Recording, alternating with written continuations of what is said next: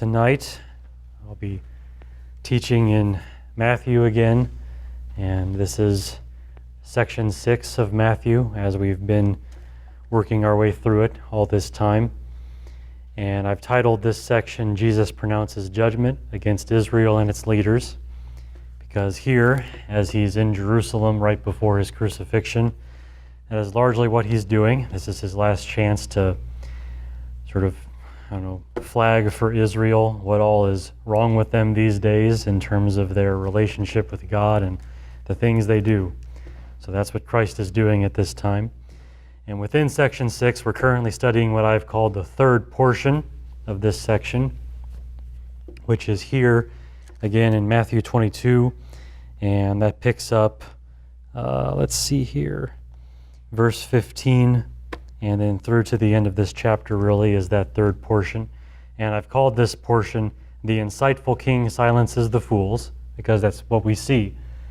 In this particular portion, all these different leaders of Israel are coming to Jesus with their questions, trying to trap him or stump him or test him in some way, and he answers them, and he answers them very well. So that is what is happening in this portion, and we've been studying this third question, which is from the Pharisees. We've been studying this for the past several messages. Well, let's go ahead and read this again. This is Matthew 22, verse 34 through 40. Which says this: When the Pharisees heard that Jesus had silenced the Sadducees, they gathered themselves together. And one of them, a lawyer, asked him a question, testing him, "Teacher, which is the great commandment in the law?" And he said to him, "You shall love the Lord your God with all your heart, and with all your soul, and with all your mind. This is the great and foremost commandment. And the second is like it. You shall love your neighbor as yourself. On these two commandments depend the whole law and the prophets." Now, my message today is actually going to be the last of 5 messages on this passage. So when we get done with this, we'll be ready to move on to what Jesus has to say at the very end of this portion, because at the end he asks a question. But for now, we have to finish this particular passage, and I want to review the prior 4 messages that I've done on this just very briefly to set up for this last one. In my first message, I described the biblical definitions of love, as I called them, and my argument in that sermon was that the Bible defines love in 2 ways, and that is active delight and sincere kindness.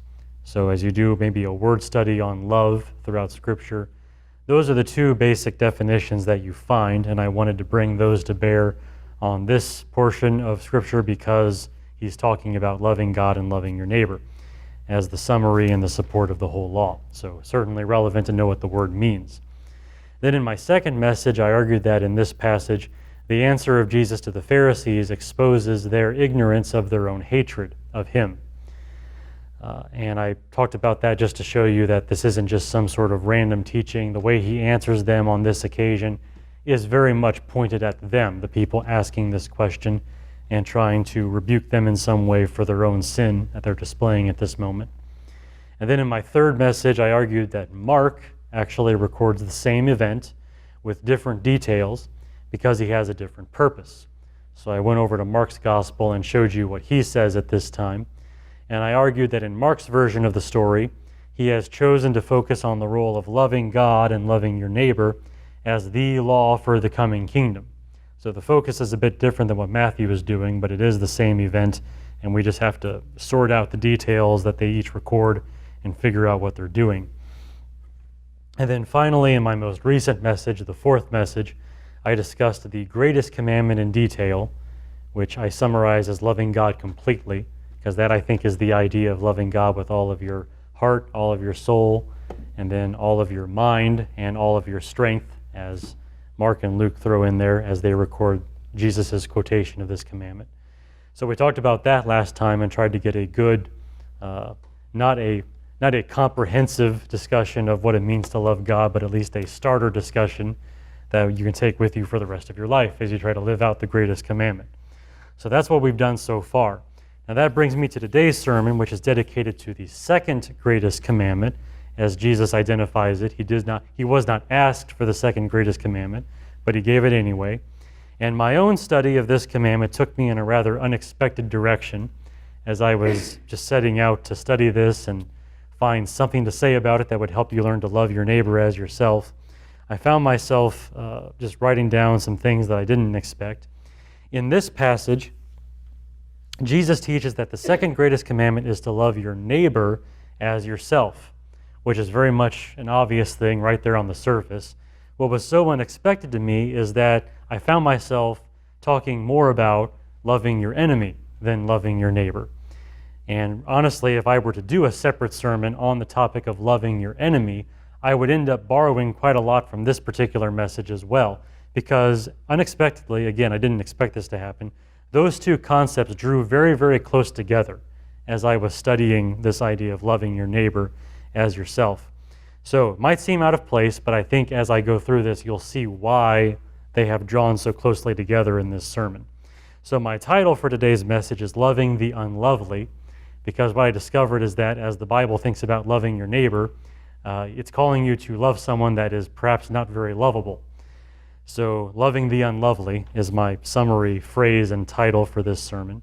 And I have 4 headings for you, which I can give to you here at the beginning so you can see where I'm going with all of this. First, you should love your neighbor by showing sincere kindness to your enemy. And that's actually going to be a focus on what Moses originally wrote in the law that Jesus is quoting right now. So we'll go back there to find out what all that means. Then secondly, love your neighbor by being a neighbor, even to your enemies.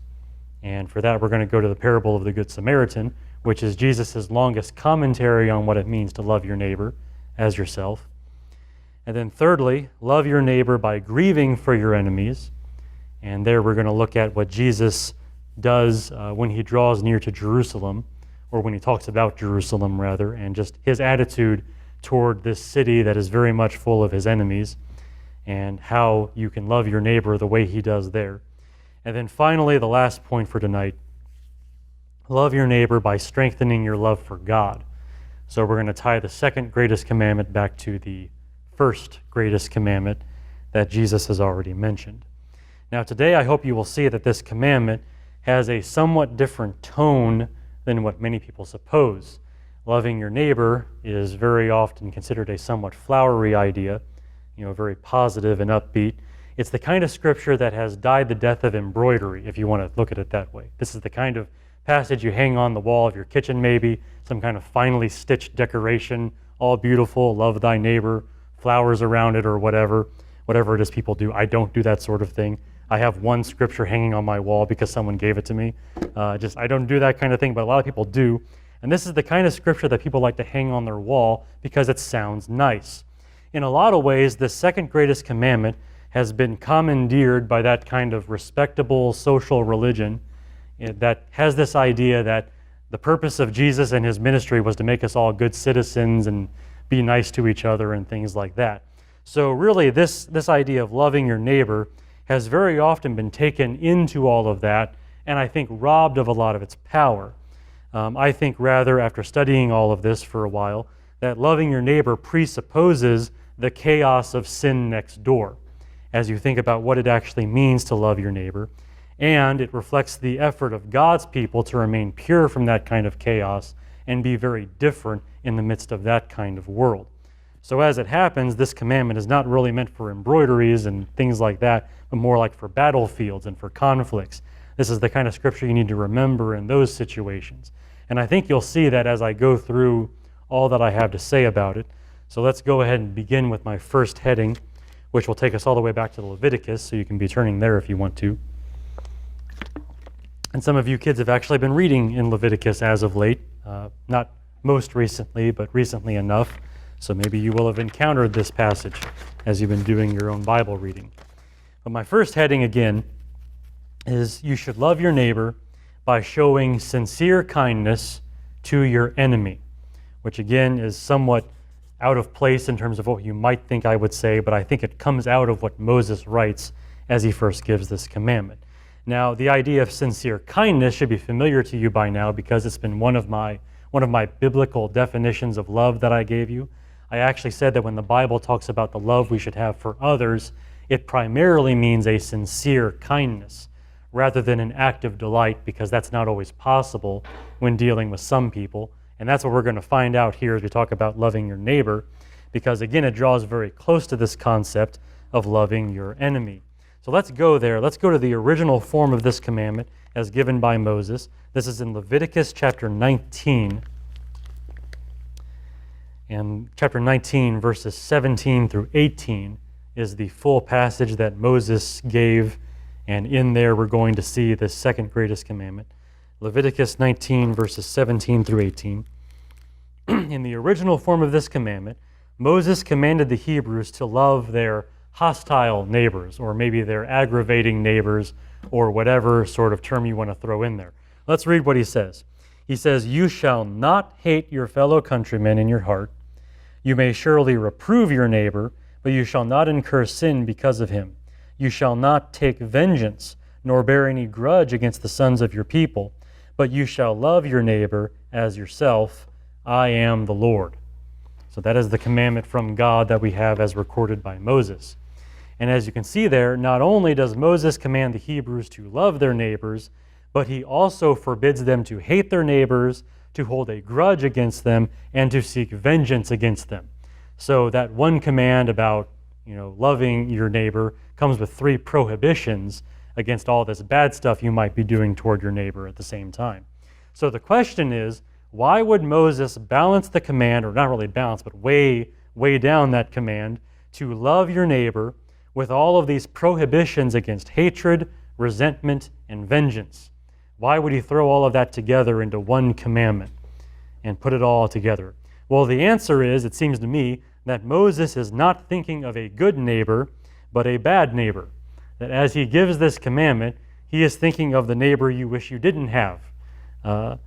He's thinking of that kind of neighbor, the neighbor that is a bad neighbor in some respect. This is the kind of neighbor that you love to hate, who has often wronged you in some way, and who does deserve vengeance of some sort. This is that kind of neighbor, the guy that's always out there, doing stuff that you wish he wasn't doing, or in some way aggravating you. In short, this neighbor is less of your friend and more of your enemy. He is, at least in some sense, not a good influence upon you in your life. So you see here, Moses commanded the Hebrews to love their neighbors who were in some way disagreeable, in some way hostile. So it's not a neutral neighbor, and certainly not a good neighbor. It's a bad neighbor. It's the neighbor you wish you didn't have. Now, given the object of this love commanded by Moses, I think we can safely say that the kind of love commanded is a sincere kindness, which again, I was arguing for that somewhat several messages ago, for why that kind of love comes into play with people more often than the other. But again, sincere kindness, I think, is what he has in view here. As I already remarked in that earlier sermon, you cannot have an active delight in people that are in some way your enemy or in some way wronging you. It's just not the kind of emotion, not the kind of attitude you can have toward those kinds of people. An active delight is not really possible in those cases. However, a sincere kindness toward enemies is an attitude which may yet be cultivated toward our enemies. And Christians have often done this as they've been in contexts of persecution, or if not persecution, some kind of adversarial relationship with other people. Christians have been able to do this kind of thing, to show a sincere kindness toward those who are wronging them in some way. So that is very much possible. And since Moses has us thinking about bad neighbors in some way, I think this love toward them is more likely that kind of sincere kindness. Even though this guy is some kind of jerk and everything he does is a problem for you, you are commanded to show a sincere kindness toward that particular neighbor. That is, I think, what Moses has in mind as he talks about this love that you're supposed to have for him. So, sincere kindness rather than active delight is what I think is in mind here for loving your neighbor as yourself. Now, furthermore, as a detail that I think we can fit into this discussion, and which I think is helpful for this discussion, Moses explains this love by commanding us to correct our neighbors, or maybe allowing us to be a better term, to correct or reprove our neighbors. Now, for those of you reading the ESV, you will see some different wording than what most translations say. I was checking translations quite a bit, and the ESV is kind of an oddball at this point. Most translations in verse 17 here in Leviticus say something like, reprove your neighbor, or rebuke your neighbor, or correct your neighbor, or something like that, something along those lines, correct your neighbor in some way. The ESV says something, he says reason frankly. You can reason frankly with your neighbor. Now that translation is not impossible. As I was studying the Hebrew word used here, it's not impossible that the word could mean that. It does mean that on some occasions. I just don't consider it likely here. That's mainly for grammatical reasons. Usually when it has an object like neighbor in this case, you may reprove your neighbor. There's an object there. Usually in those cases, it doesn't mean reason frankly or anything like that. It means to correct or rebuke, to reprove. So I think it's more likely that most translations have it right when they say something like that. So I'm going with that. I'm going with the NASB and other translations like it say. Rebuke or correct is the term that I've actually settled on for this particular point. So Moses says you can correct your neighbor, just don't incur any sin because of him. Don't hate him, don't seek vengeance against him, don't hold a grudge, but you can correct him. You can correct your neighbor. Now this command from Moses, or this allowance rather, for us to correct our neighbors is actually helpful, I think, for understanding how to love our neighbors. Primarily, this means you can love a wicked person while admitting that he's wicked. In some way, this guy needs correction. Like there's something wrong with him. The stuff he is doing is not right. He's causing a problem for you, for other people, whatever it is. And you can go to him and you can tell him that. You can rebuke him. You can correct him. You can do those things. You don't have to pretend that he's an okay guy. And I bring this out because I think a lot of people, when they think of loving your neighbor or some similar concept, they think it means turning a blind eye to the stuff they're doing. Well, that's not what Moses has in mind. You can go and correct this guy. You can tell him, look, what you're doing here is not right. You need to stop this, or whatever it may be. You can correct him. But at the same time as you're correcting him, you can love him. So this love that you have for your neighbor, this sincere kindness, it doesn't involve any kind of ignorance or delusion or anything like that. You can fully embrace the fact that this is, in some sense, a sinner that you're dealing with. And you can correct him for those things. I would also argue that if you really want to love your neighbor, you need to bear that in mind and you need to treat him accordingly and correct him. Because if you're really seeking his good, if you're seeking to be kind to him in the best way possible, the best thing for him is repentance, to turn away from those things, to turn away from those sins. And he's probably not going to do that unless somebody confronts him. So you can even argue that, loving your neighbor in this way requires you to correct him on these occasions. Now, how well it goes depends on him and his heart and all those things, but you can correct him, and I think you even should, and it's part of this love that Moses has in mind. So remember, this love that you're supposed to have for your neighbor, it takes into account his wickedness and the fact that you're going to be correcting him on these things in some way. So that is also part of the commandment as originally given by Moses. Now finally, before I move on from here, I want to point out also that Moses explains this sincere kindness that you're supposed to have for your neighbor by comparing it to the kindness we naturally have for our own selves. So he's using an analogy here that is close at hand. The way you treat yourself, the way you act toward yourself, that is your standard. You should love your neighbor as yourself. Now, when talking about this, I want to address a common but incorrect teaching as I do this, because I think some people have a very wrong idea about what this means, specifically the idea of what it means to love yourself. Some people have really latched on to this phrase here and I think kind of inverted the purpose of the commandment here, but they want to talk about loving yourself from this particular passage. And we very commonly hear today, the way I've heard it taught anyway, is that before you can love your neighbor as yourself, you must first love yourself. And then they launch into some kind of discussion of how to love yourself and all those kinds of things. Very much the generation we're in, very much focused on that sort of thing. Now, the problem I have with that, really though, the problem I have with that kind of teaching is that when they talk about loving yourself, I find that they usually mean delighting in yourself. I find that they usually have in mind what would be called in a modern day setting self-esteem or things like that, self-worth or whatever, some kind of happiness in who you are, right? Some kind of delight in yourself. That, however, is a bit out of place in the context of Moses' commandment, because as I pointed out, he's talking about directing this love toward a neighbor who is a bad neighbor. The kind of neighbor you can't take any delight in this neighbor, right? You can show kindness to him, you can show sincere kindness to this neighbor, even if he's a jerk, but having an active delight in him is simply not possible. Which means if you introduce into this passage love as an active delight toward yourself, you're off topic of what Moses is discussing here. That is not correct in context here. So that this whole idea of using this passage to talk about loving yourself, talking about delighting in yourself, not really on point for this passage. So that one reason I think that's one reason to not really go that direction with this particular passage. Also, it seems to me that in giving this commandment, Moses and Jesus later on are both assuming that we already have this kind of love for ourselves in some way. That whatever they mean by love here, we already have that. It's assumed that you have this. So using it as an exhortation to actually start loving yourself, even though you didn't before, doesn't really seem to fit. Because in the passage here, it seems to be an assumption that you already are loving yourself and that this is just a given. And I think if you understand love as a sincere kindness, you realize we do have that for ourselves pretty much always. Even if you don't think very highly of yourself, even if you don't have self-esteem, rather, most people do treat themselves very well, I think. They find some ways to, just be kind to themselves, give themselves what they need.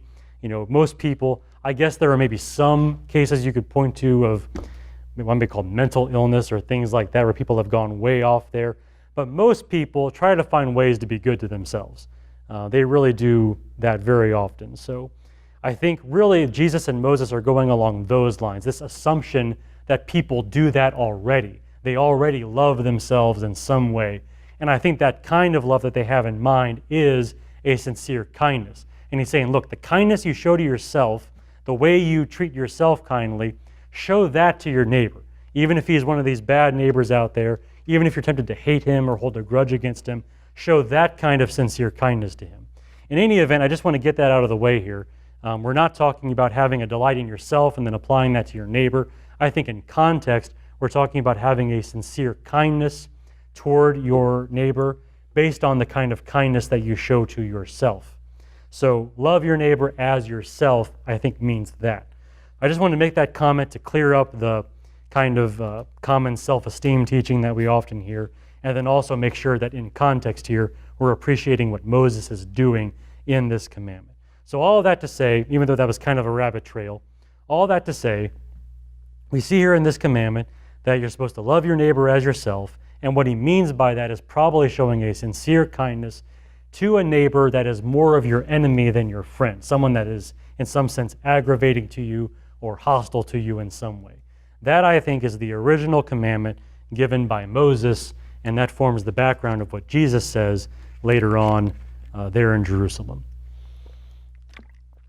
So hopefully all that was clear, because that's the beginning and the foundation for everything else I'm saying tonight. So let's move on to the second heading here, and let's move out of the law of Moses and into the law of Christ, if you want to call it that, the teaching and the example of Jesus and what he has to say about this particular commandment. Now, when you go to another passage, which we'll read here in a minute, we see actually Jesus give more of a commentary on what it means to love your neighbor as yourself. And according to Jesus, you should love your neighbor by being a neighbor, even to your enemies. And for this, we're going to go to the passage where Jesus spends the most amount of time talking about this, which is Luke chapter 10 and the parable of the Good Samaritan. Luke chapter 10, starting in verse 25 through 37. So this is a different event than the one we've been studying in Matthew, but the same commandment actually comes up. The same two commandments actually come up. So let's read this. Luke 10, verse 25. And a lawyer stood up and put him to the test, saying, "Teacher, what shall I do to inherit eternal life?" And he said to him, "What is written in the law? How does it read to you?" And he answered, "You shall love the Lord your God with all your heart, and with all your soul, and with all your strength, and with all your mind, and your neighbor as yourself. And he said to him, You have answered correctly. Do this and you will live. But wishing to justify himself, he said to Jesus, And who is my neighbor? And Jesus replied and said, A man was going down from Jerusalem to Jericho, and fell among robbers. And they stripped him and beat him and went away, leaving him half dead. And by chance a priest was going down on that road, and when he saw him, he passed by on the other side. Likewise a Levite also, when he came to the place and saw him, passed by on the other side. But a Samaritan who was on a journey came upon him, and when he saw him, he felt compassion, and came to him and bandaged up his wounds, pouring oil and wine on them. And he put him on his own beast and brought him to an inn and took care of him. And on the next day he took out 2 denarii and gave them to the innkeeper and said, Take care of him, and whatever more you spend, when I return, I will repay you. Which of these 3 do you think proved to be a neighbor to the man who fell into the robber's hands? And he said, the lawyer said, that is, the one who showed mercy toward him. Then Jesus said to him, Go and do the same. So there is the longest commentary of Jesus on the second greatest commandment. Now, when Jesus answers this lawyer, if you didn't notice, he actually takes some liberties with that commandment that was first given by Moses. He doesn't exactly treat it in a way that lines up 100% with what Moses actually wrote. So this is really interesting. I want to talk about this. There are maybe 2 liberties that he takes with the commandment. First, notice that Jesus changes the commandment from loving your neighbor to being a neighbor. I don't know if you noticed that in the wording there, but the lawyer's question was, who is my neighbor? So the identifying question here is, who is this neighbor that I'm supposed to love? And in some sense, that is a reasonable question. Maybe in another context, it wouldn't be wrong to ask that kind of question at all. If the command is to love your neighbor, you have to know who to love. Otherwise, you can't obey this particular commandment, can you? Well, when Jesus answers this man and finishes his parable, he actually changes the question. The question is no longer, who is my neighbor? The question is, which man proved himself to be a neighbor? I don't know if you noticed that, but it's right there in verse 36. Which of these 3 do you think proved to be a neighbor to the man who fell into the robber's hands? So in a sense, he's not even answering the same question that this guy asked. And he's not talking about how to love your neighbor, he's talking about how to be a neighbor. So he's taken some liberty there by changing the commandment from loving your neighbor to being a neighbor. So that's really interesting. And I'm not the only person to point that out. I actually saw that observation first from, I think it was John MacArthur many years ago making that observation, that he changes the commandment on you in some degree. That's one liberty he takes with the passage. But Jesus takes another liberty with the commandment by expanding the commandment beyond Israel, okay? Or at least beyond one's own nation. Maybe we'll say it that way. In Leviticus, I don't know if you noticed this, but when Moses commanded the Hebrews to love their neighbors, he used some other words in that passage. He didn't just say neighbor over and over again as he was giving that commandment and those prohibitions there. He also talked about your countrymen. I think some translations handle that a little differently, but I think some translations say brothers, which is the more literal translation. But of course, talking to the Hebrews there, their brothers are their countrymen, talking about the nation of Israel there. And he also says the sons of your people. So not hating or holding a grudge against the sons of your people, which again would be the nation of Israel. So when Moses commanded people to love their neighbors, he has in mind their fellow Hebrews, their fellow countrymen there, the people that are right there with them in their own nation. So that's what Moses had in mind. Jesus, on the other hand, expands this commandment beyond one's own nation. In the parable of the Good Samaritan, we see a Samaritan, right? Samaritans are not Jews. And both Jews and Samaritans would have been very quick to point that out to you, that they are not the same people. And they don't really have much to do with each other. In fact, they were enemies. They were nationalities that did not get along very well at all. So these are not just 2 nations, these are 2 nations hostile to each other. They might be neighbor nations, but the people in each respective nation, they're not neighbors of one another. It's like Jews are neighbors to the Jews and Samaritans are neighbors with Samaritans. They live in their own countries there. And yet, when Jesus tells this parable, he's telling this about how to love your neighbor, and his example of this is a foreigner coming in there to love this person who is not a member of his own country. This is cross-cultural here. This is going across borders of your own nation and loving someone who, technically, according to what Moses describes, is not your neighbor. So that's a second liberty Jesus takes with this commandment as we read it in Moses and Leviticus there. So Jesus takes this commandment and he takes some liberties with it. He changes it from loving your neighbor to being a neighbor, and he changes it from loving just your neighbor there in your own nation and expands it outside of your nation. So we have to ask a question here as responsible readers, responsible and thoughtful readers of Scripture. Is it right for him to do that? Is it right for him to come in here and just make these subtle changes to what Moses wrote and pretend that he's just got it all right? Is that correct for him to do that? Well, surprise, surprise, being a Christian, I think Christ is right in doing this. But I want to talk about that and just lay out for you why I think this is legitimate and why I think Jesus has the right understanding of what Moses commanded and that he's right to say these things. So consider, first of all, that lawyer talking to Jesus. Here's the man bringing this question, who is my neighbor? Now, I said earlier that would be a fair question if he were asking it in honesty and sincerity. The problem is, this man isn't doing that, is he? He's trying to justify himself, as Luke tells us. Meaning, this guy knows he doesn't love other people very well. He knows he doesn't love his neighbor, but he doesn't want to admit that, so he's going to find some way to justify himself. He's going to find some way to excuse himself for not obeying this commandment the way he should. And the common way for sinners to do this kind of thing is to debate over definition. It's like, well, how do you know that's what the passage means? And how do you know this word means this? In this case, who is my neighbor?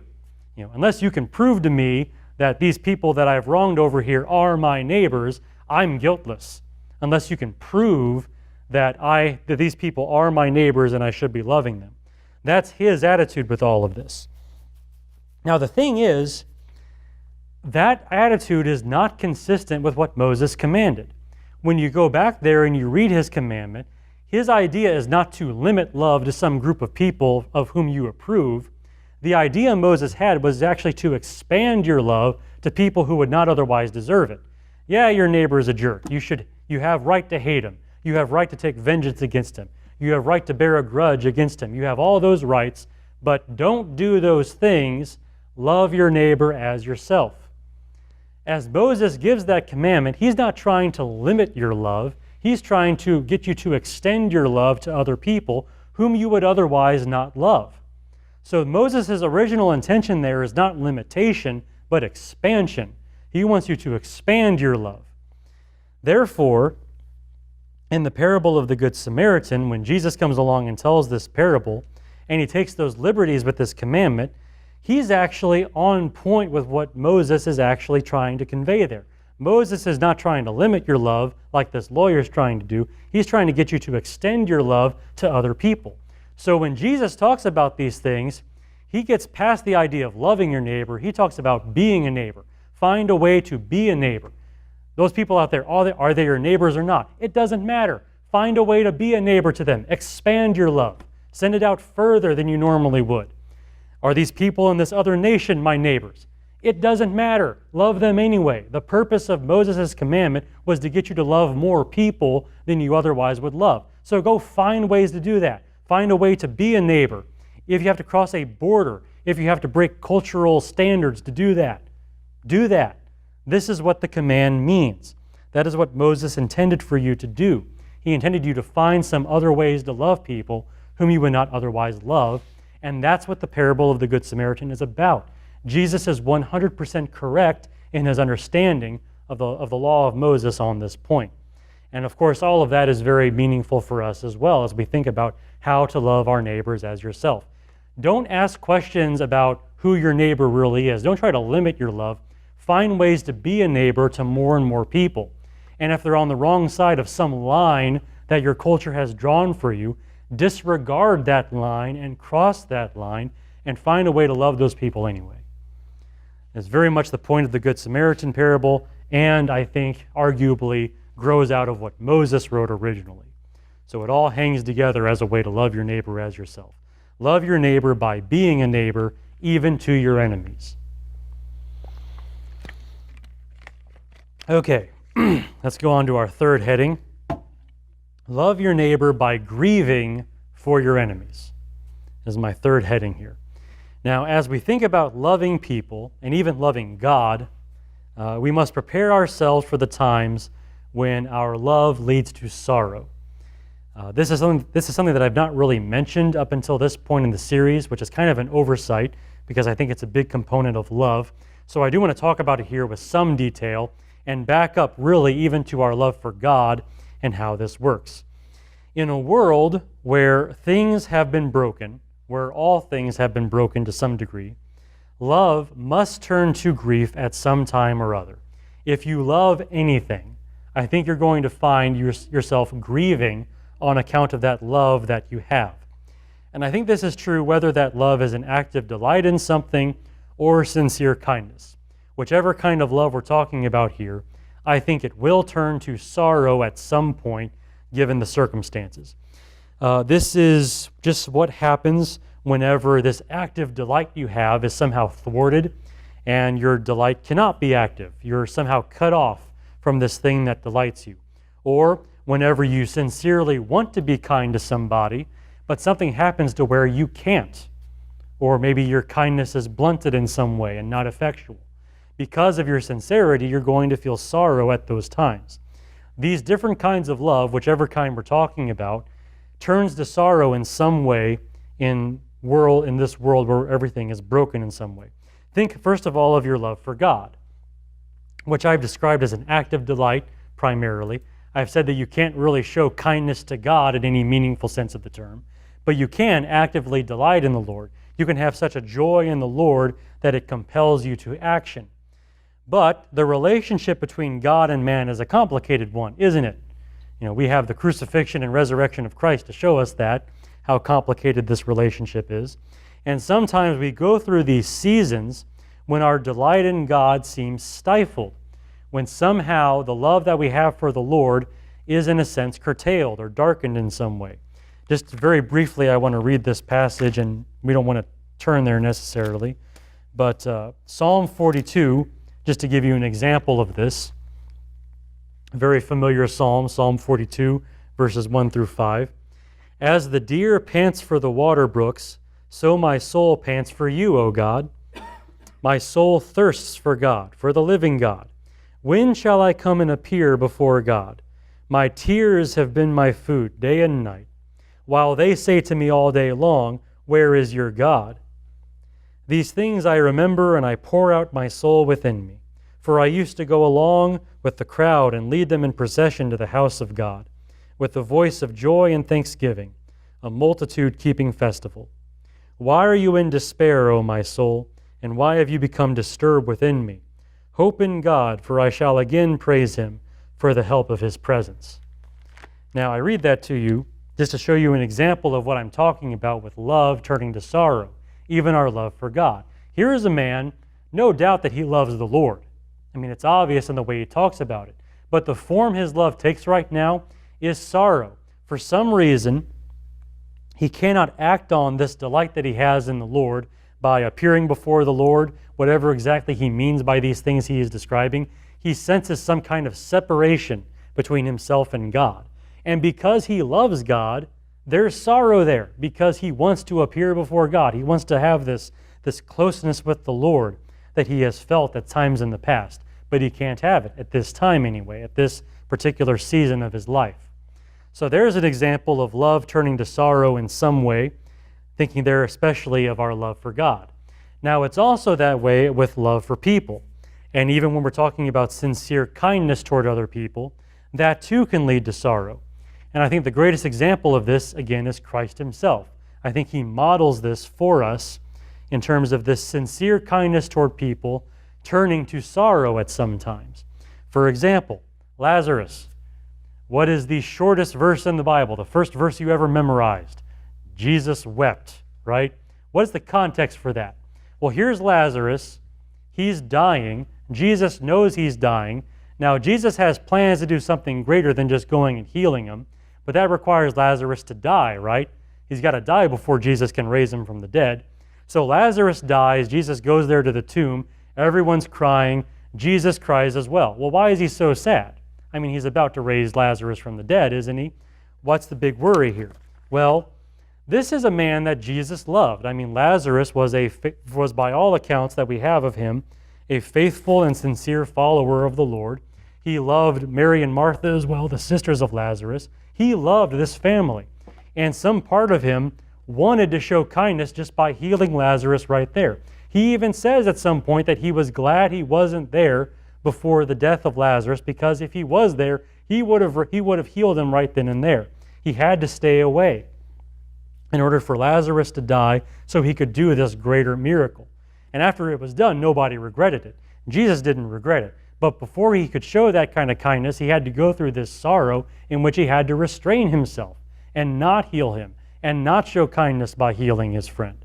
So Jesus wept. I mean, he was sad about this. His love manifested itself in sorrow on that occasion. Now, all that's well and good when we're talking about loving people who love you back, loving people who are your friends. But what about a situation more like what we're describing tonight, someone who is in some way an aggravation to you, someone who may be your enemy, maybe one of these bad neighbors that Moses had in mind?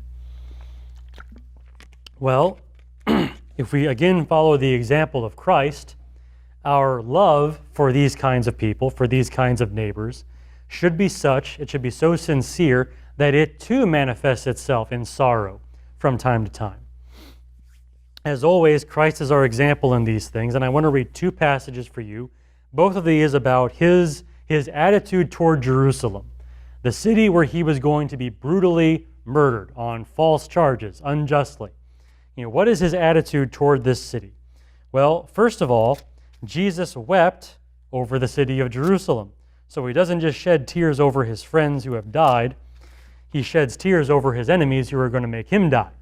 Luke 19, verses 41 through 44 is where we see Jesus draw near to Jerusalem for the last time, at least the last time during his ministry, that is. Luke 19:41 says this, "But when he approached Jerusalem, he saw the city and wept over it, saying, 'If you had known this day, even you, the things which make for peace, but now they have been hidden from your eyes. For the days will come upon you when your enemies will throw up a barricade against you and surround you and hem you in on every side, and they will level you to the ground and your children within you, and they will not leave in you one stone upon another, because you did not recognize the time of your visitation.'" So Jesus knew what kind of reception he was going to get at Jerusalem, of course. He knew he was going there to die. And yet, Jesus still grieves over the coming destruction of Jerusalem, which would come several decades after his death. He knew about that, and it grieved him. He wept over this city when he saw it, even though he knew he was going to die there at their hands. So we see more of this kind of sincere kindness, this desire for the good of this city, turning to sorrow as Jesus draws near it and weeps over it. Now we actually see another example of this, also from Jesus and also about Jerusalem, over in Matthew 23. We haven't gotten there yet, but I want to read that passage for you here and now. Matthew 23, verses 37 through 39, where he says this. He says this, "Jerusalem, Jerusalem, who kills the prophets and stones those who are sent to her," which he's about to be added to that number eventually, before too long. He's going to be one of these that Jerusalem has killed. He says, "How often I wanted to gather your children together, the way a hen gathers her chicks under her wings, and you were unwilling. Behold, your house is being left to you desolate. For I say to you that from now on you will not see me until you say, 'Blessed is he who comes in the name of the Lord.'" All right, so this weeping for Jesus over Jerusalem, we see here it's fueled by a desire which we could even call motherly, because he uses that example. He uses the example of this mother hen, kind of gathering her chicks toward her, covering them with her wings, this very maternal image there. That's the way Jesus feels toward Jerusalem, this city where he knows he's going to die, he knows they're going to kill him, and yet he sincerely desires the good of this city. And it grieves him that this city is going to meet the end that it's going to meet. We might say that Jesus truly wanted to be a neighbor to Jerusalem, just as the Samaritan was to that traveler. In this case, though, they won't let him. They oppose him. They have made themselves his enemies. And yet, for all of that, Jesus has a sorrow toward them, which is fueled by a sincere desire to be kind. But because he can't show them that kind of kindness, since they haven't repented, he's brokenhearted about this. He is actually sorrowful over his enemies. So whether your neighbor is good, bad, or worse than bad, your love for him should be genuine enough that you grieve over him, just like Jesus does for this city. I'm pretty sure whatever kind of neighbors you have or whatever kind of people you meet, none of them are bad enough that they're plotting against you to actually kill you in the way Jerusalem was toward Jesus. And yet Jesus had this kind of love for that city, and we also should love our neighbors, no matter what kind of neighbors they may be, in that way. We should love them enough to grieve over them, even if they are not good neighbors. I have one more heading for tonight. That you should love your neighbor by strengthening your love for God. So here we're going to try to tie this into the greatest commandment that Jesus mentions there. So you should love your neighbor by strengthening your love for God. Now I'm basing this last part of my sermon on an argument made by Paul that the entire law is fulfilled by loving your neighbor as yourself. So let's go to where Paul says that. That is Romans 13. I might have said, I just now remember as I was emailing you all about this, Romans 13 or 14 here. Yeah, 13. I might have given you the wrong verse reference in the email that I always send out as a preparation of my sermons here. But Romans 13, verses 8 through 10, here's what Paul writes there. He says, "Owe nothing to anyone except to love one another. For he who loves his neighbor has fulfilled the law. For this, you shall not commit adultery, you shall not murder, you shall not steal, you shall not covet. And if there is any other commandment, it is summed up in this saying, you shall love your neighbor as yourself. Love does no wrong to a neighbor, therefore love is the fulfillment of the law." So in this passage, Paul argues that the entire law is fulfilled by loving your neighbor as yourself. If you can bring yourself to the point where you are doing that, where you're loving your neighbor as yourself, you have fulfilled the entire law, which I find really, really odd. I mean, I am just very, very surprised that Paul makes that argument. I don't know if you've ever thought about it that way, but I find his argument here very surprising. I find it surprising for two reasons. For starters, Paul seems to have forgotten the other half of the law, right? As we follow Christ in the way he breaks down the law for us between two great commandments, Jesus says that the whole law depended on two commandments, loving God and loving your neighbor, right? That was the whole answer he gave there back when he was talking with those Pharisees. Love God and love your neighbor, and those are the two commandments upon which the entire law depends. Paul seems to have forgotten the half about loving God, right? He has this idea about loving your neighbor, but he's forgotten the other half of things. So that's kind of odd that he would just not think about things in that way. But the other reason that I'm surprised by Paul's argument is that he identifies the second greatest commandment rather than the greatest commandment as the fulfillment of the law. You would think if you were going to choose one of those commandments as the fulfillment of the law, you would choose the greater of the two, love for God. You would think he would be arguing that. Instead, he argues that loving your neighbor is the fulfillment of the law.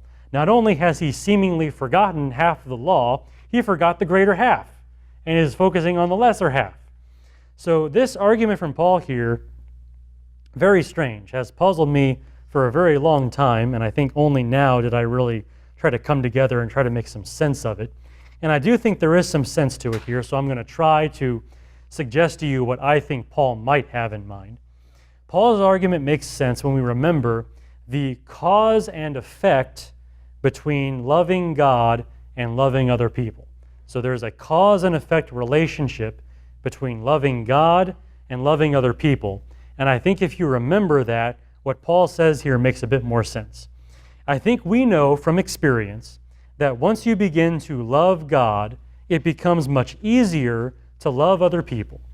And it even seems more necessary, including those people that are normally not lovable, people that you would not normally love.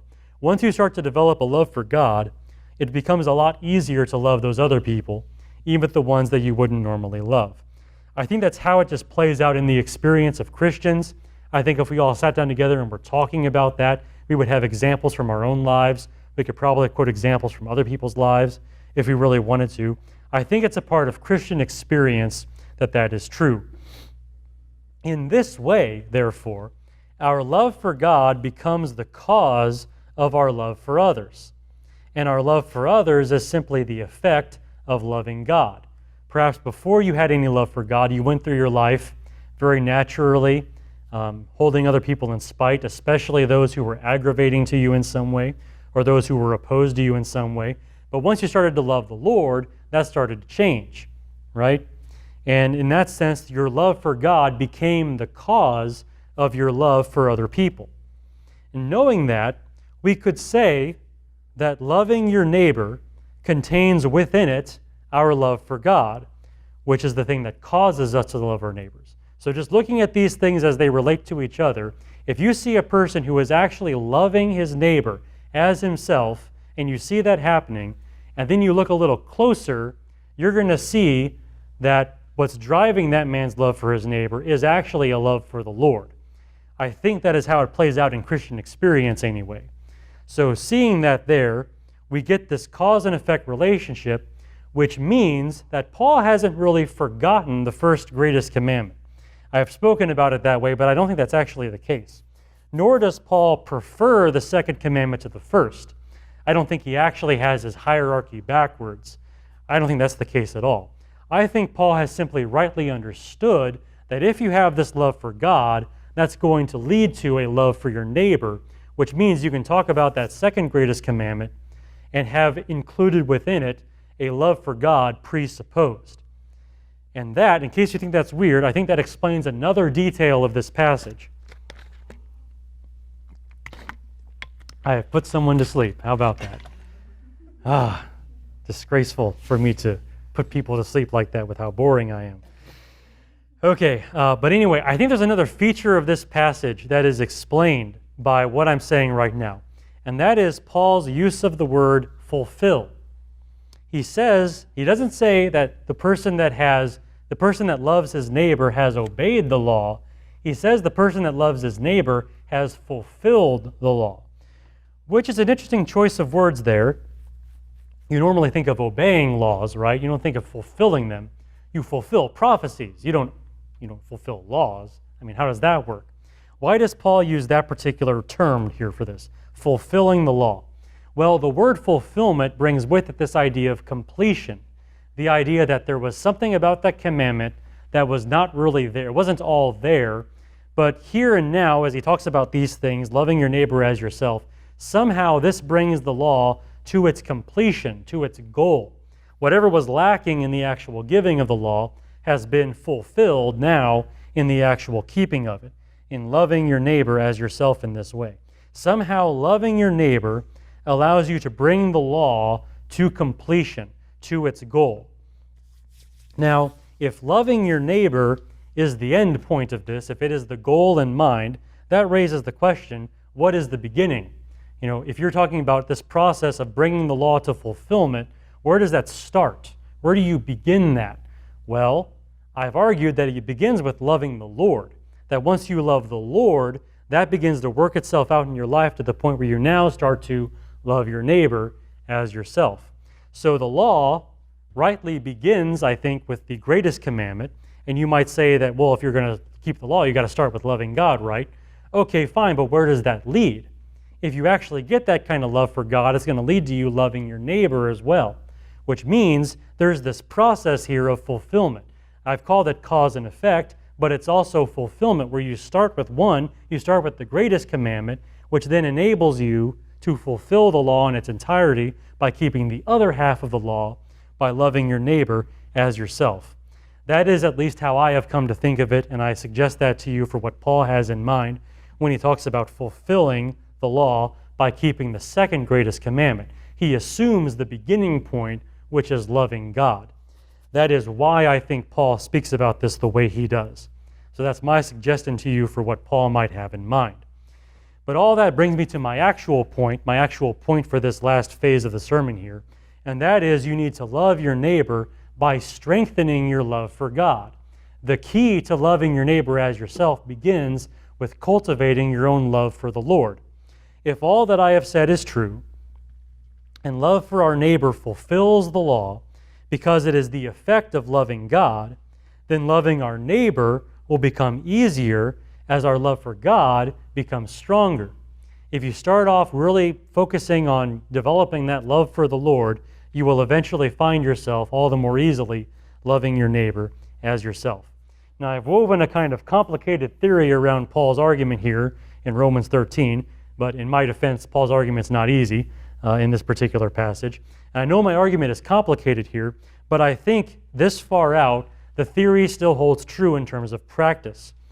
The secret to this is what happens while we grow in our love for God. As we actually think about how this plays out, I think it still makes sense with everything we've been saying. As we think about this, you grow in your love for God, what happens? What happens as you actually grow in your love for God? Well, I think it is always accompanied by a growing sense of our own unloveliness, right? The more we know the Lord, the more we learn about God, the more we appreciate His dealings with us, the more unworthy we seem, right? Our sins become all the more glaring and all the bigger to us. Sins we didn't notice before become now very visible. We see our own unloveliness as our own love for God grows. Now that mixture of growing love for God and growing humility in ourselves, I think creates within us the perfect attitude for loving people who, like us, are unworthy of that love. That's what we're talking about tonight, right? These neighbors who maybe don't deserve your love, maybe they deserve vengeance, maybe you should, in worldly terms, hold a grudge against them, but you're supposed to love them anyway. Well, how does that come about? How are you going to do that? Well, if you've been over here developing your love for the Lord and seeing your own unloveliness in the process of that, that's going to create in you the kind of humility that is necessary to come over here and say, well, okay, this guy isn't very lovable. There's no real reason to love him, but God loves me, so I'm going to love him anyway. Once you have this kind of understanding of the Lord that comes through your own love for God and your own appreciation of how unlovely you are, loving these unlovable neighbors becomes even more possible. So I think, once again, as we think about what Paul says here in Romans 13, how loving your neighbor is a fulfillment of the law, it all comes together. It might start with a love for the Lord primarily, but it ends with loving your neighbor as yourself. And that does come about to the fulfillment of the law, because once you get to that point, you've done both. You've loved the Lord, and now you've loved your neighbor as yourself. And all this, I think, hangs together. If you dedicate yourself to strengthening your love for the Lord so that you have that kind of supernatural help in loving your neighbor. So really, the key to applying today's sermon is found in my previous sermon on loving God completely. Loving God with all your heart, all your soul, all your strength, all your mind. If you dedicate yourself to those things, it will have this effect of helping you love your neighbor as yourself, even if your neighbor is not worthy of that love. You will find that they hang together, so you have to apply them together. You should develop this kind of love for your neighbor by strengthening your love for the Lord. And that is pretty much all I had to say tonight, so I'll give you a bit of a summary, and then we'll close down for the night. I know this seems like a kind of bait and switch where I tell you I'm going to talk about one thing and then I talk about something else. I come in here trying to talk about loving your neighbor. I've ended up talking mostly about loving your enemy. And yet, I think the application of this commandment is especially concerned with loving neighbors who are not neighborly, the kind of people that don't act toward you the way they should as your neighbor. Instead, they act toward you in some kind of aggravating or even hostile way. And in that context, you're supposed to love your neighbor as yourself.